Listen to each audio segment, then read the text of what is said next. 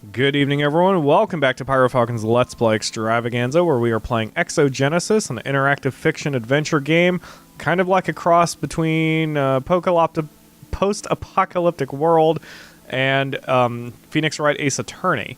The developer compares it to Zero Escape, which I've never played, and I actually feel a little bit of Fallout in this because of the way the universe is set up. We're trying to find Noah's Ark, which is a thing that's supposed to bring back the pre-nuke world and revive our currently dead sister, which feels a lot like the Gek from the Fallout universe, so I'm really digging this. Links in the video description will take you to the official website as well as the developer's Kickstarter, so check those out for sure. Alright, so in the last episode we finished chatting up two of the former members of our treasure hunting gang. We're trying to recruit one of them to help us find Noah's Ark. So let's click the right window and then let's keep going. Can't say she wasn't spot on. What was I thinking? I'm too excited. Mijo, you'll have to wait a bit more. I'm sure you want everyone by your side when you wake up, right? Just give me more time. For now, I need a place to stay. I know there's a Sanctus camp nearby, even though I've never been there before. Profile has been updated. Alright, let's check the profile, because that will... Yep, there's our girl, who we just got done talking to. The cutie, Midori. She lives in Harajuku now, but she always makes sure to stay in touch. And this guy, who I'm pronouncing as E.G., I'm probably mispronouncing that. E.G. here is the guy we're trying to get.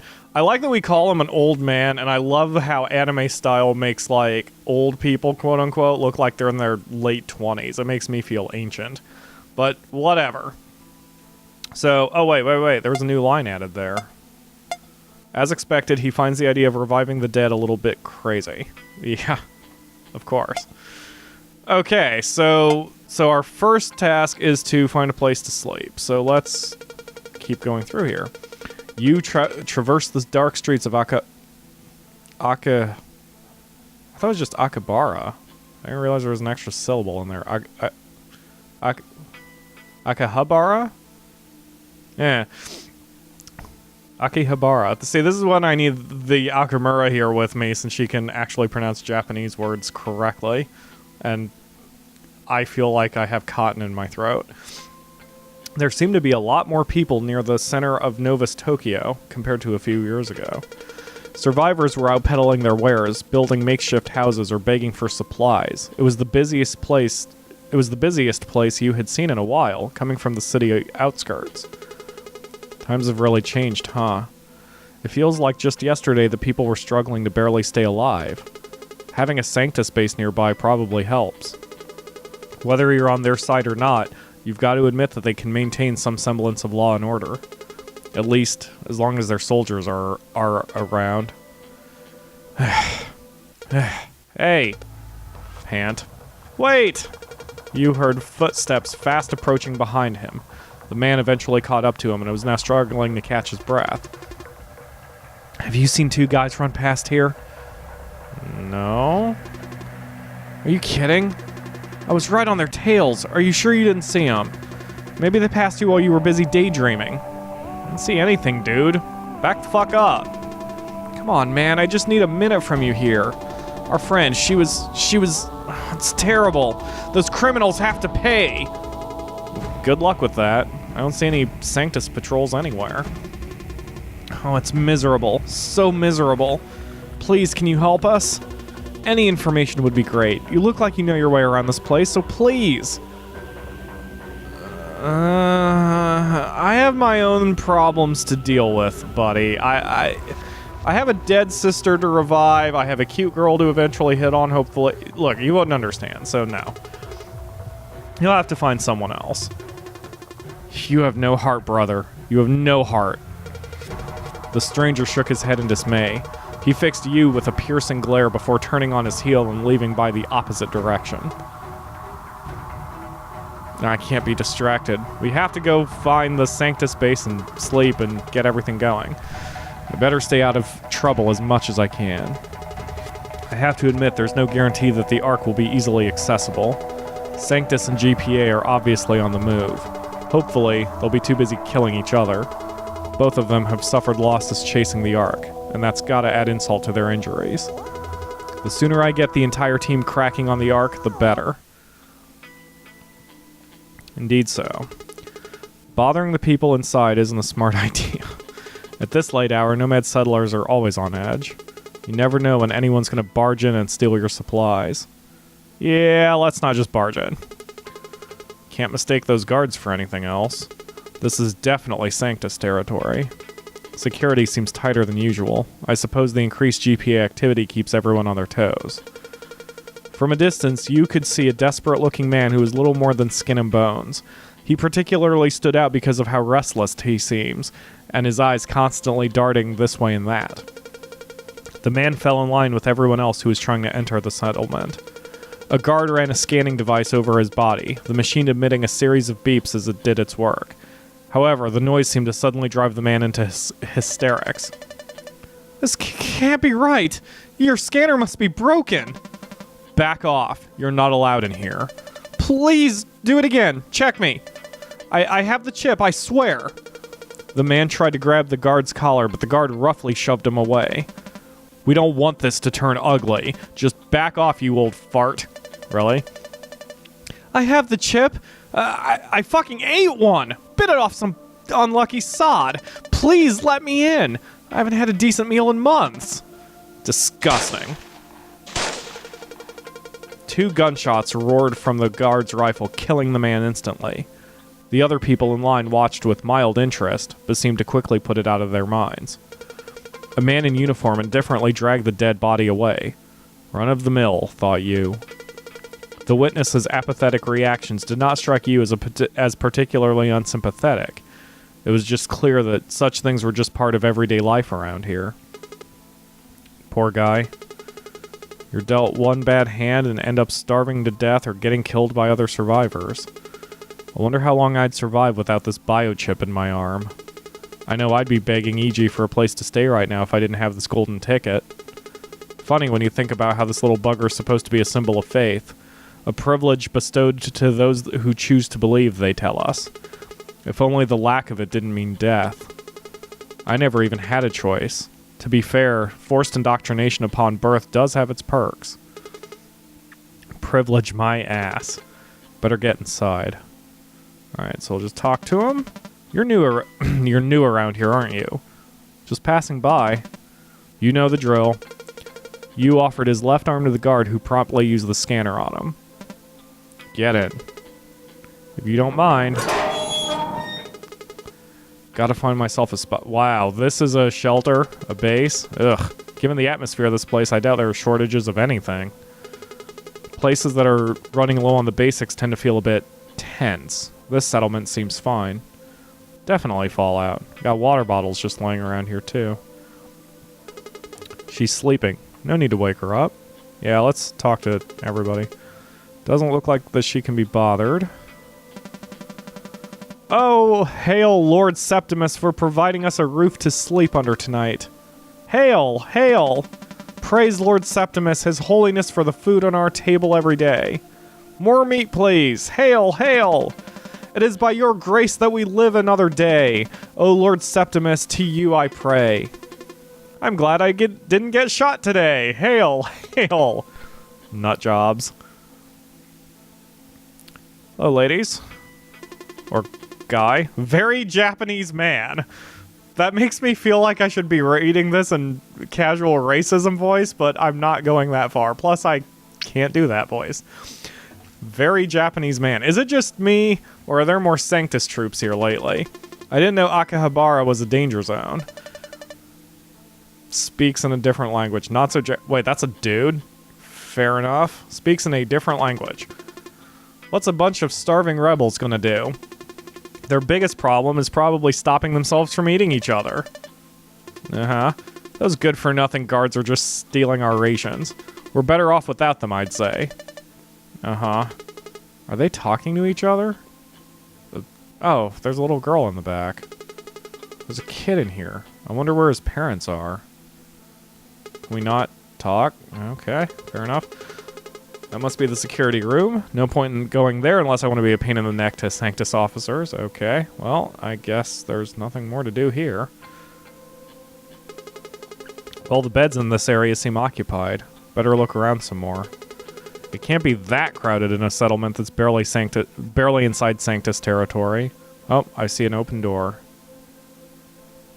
Old man and a cute little girl. Hold it, brat! Whoa, calm down. Shut your trap, invader! What? I'm not an invader. Just trying to find a place to sleep. Ran out of poor defenseless survivors to pillage in your homeland, you criminal? Shh, Gramps, it's just a homeless kid. He's no invader. How can you trust a face like that? Excuse me? I never knew I looked shady. Sorry, he's got a few loose screws, as you can see. Ah. Well, I'll just go find another bed then. Good luck with your crazy grandfather. I'm really sorry. I think the place is full for the night. That bed you're looking at is the last one available. Don't worry. I'll put Gramps to sleep. He's your grandfather? He is. Used to be a kind old man, but you know what the wasteland does to people. Gotcha. Kill the enemy! Don't let them take our land! Lord Septimus, protect us! Gramps, you're disturbing everyone. I'm terribly sorry. No prob. You can just stroll for a while and come back later when he dozes off. Oh, I'm sorry for the trouble, but that would be a good idea. Don't mention it. You can take care of your Gramps. Thank you. He should be out soon. Alright then. I have no choice. Might as well get some fresh air for a while. Alright, so... You can get in now. Okay. That doesn't really help me here. Can I talk to anyone who I didn't talk to before? Uh-huh. Let's see, maybe I can talk to the kid again? No. Okay. She said fresh air. That seems to imply this room's occupied. I'm not sleeping in there tonight. Refugees inside stare harshly at me. Is there something on my face? Let me guess what's inside door number 4. That's right, more people. They're packed real tight in there, like sardines. Must be the security room. It's dark outside. Okay, so I guess all I can do is go outside. It said fresh air. Let's go outside and wander around for a bit. See if there's anything. What a strange old man. Will I be like that in a few decades from now? A long time ago, way before I ever met anyone in Dirtchalton, Miho was the only person who was always by my side. For a while, she was the only thing keeping me sane. Without her around to keep me going, who knows what gibberish I'll be spouting at 50. I'll probably have a breakdown much sooner than that. These past 2 years have just been so... I can still remember how it felt when Toshio first told me about the Ark. It was like I was alive for the first time in ages. How will I ever live without Miho? Dirtchalton wasn't the same without her, and even with my skills, I'd be dead in no time trying to scavenge on my own. Should I join the Sanctus army? Become a herder? Revolt with the GPA? No. I am not interested in any of that. I have to bring Miho back before I lose my mind. You spent half an hour wandering the streets of Akihabara. It was a place said to be teeming with life before the Armageddon. You remember Toshio once raving to him about what was now ancient history. He told you of an Akihabara that had been completely illuminated at nighttime, an electric town with stores as far as the eye could see. He found it difficult to imagine how such a desolate city could have been a center of culture and technology. The dark streets were now dimly lit by a handful of wavering lamps. Akihabara was a lot easier to traverse compared to anywhere else outside Novus Tokyo. Sanctus's cleanup efforts were noticeable, but the population remained meager. So I guess that killed enough time. Let's head back.